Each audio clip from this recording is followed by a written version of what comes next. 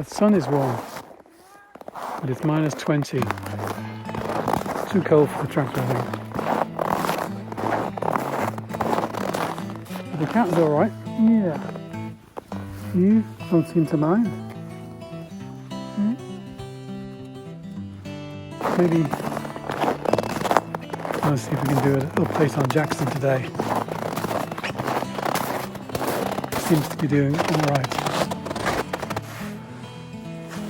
In his private little space, which he tends not to use much. He likes to be outside even when it's cold. It looks very cozy there.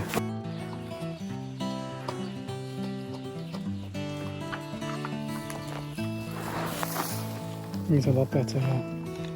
He was on quite heavy drugs, so he was sleeping a lot lower than this for a good week or 10 days.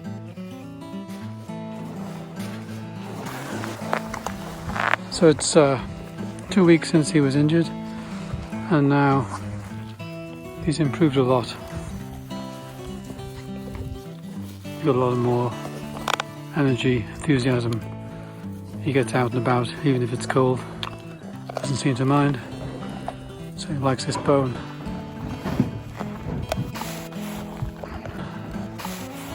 So there you go.